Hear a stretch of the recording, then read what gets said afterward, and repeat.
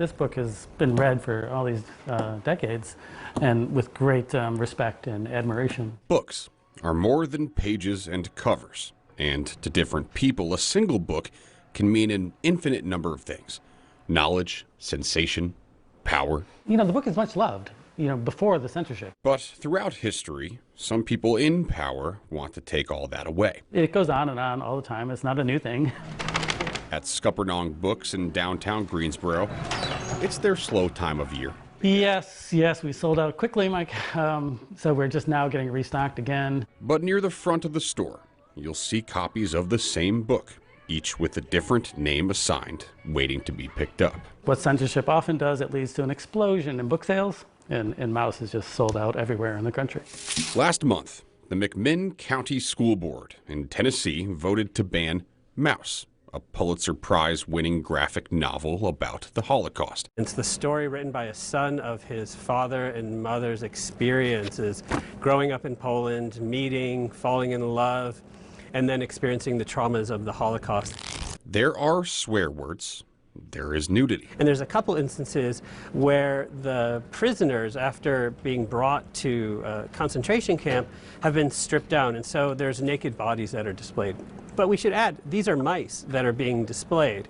These are not pornographic scenes. These are not sexually explicit scenes. Benign is how Dr. Barry Trachtenberg, Rubin Presidential Chair of Jewish History at Wake Forest University, categorizes those concerns. One of the very first acts of the Nazis when they got into power was they banned books. Having taught the book to students for years, the lessons in these pages are intense. As people began to read it and to understand what Spiegelman was trying to contend with in the work, they realized this was a valuable tool for people to understand this trauma. Detailing that trauma, racism, and prejudice in two periods of time.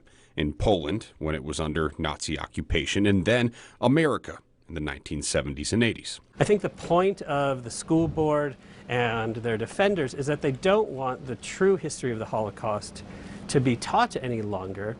And it's, I think, in part because of all the different ways that the Holocaust gets used in our present society. The danger is if you bend towards the will of a certain parent group, when do you stop? To lovers of the book and lovers of all books, this type of censorship is menacing.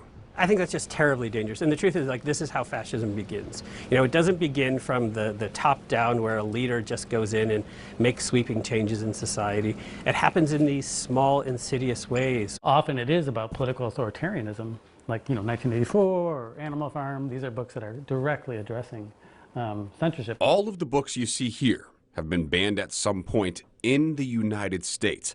Even the best-selling franchise of all time. In the extreme, it leads to authoritarian culture, right? It leads to the burning of books, which is happening again. It seems extraordinary that we can be talking about this. In the first week of January, according to NPD BookScan, there were nearly 1,700 copies of Maus sold in the U.S. After news of the ban spread, sales exploded to 14,000 plus in the final week of January, a more than 750% increase. Hopefully something good will happen of this terrible instance. Art Spiegelman's family's story, in turn the story of millions of other Holocaust victims, now reaching people who never even knew Maus existed. The long-term effects generationally on survivors of the Holocaust and their children. Now, every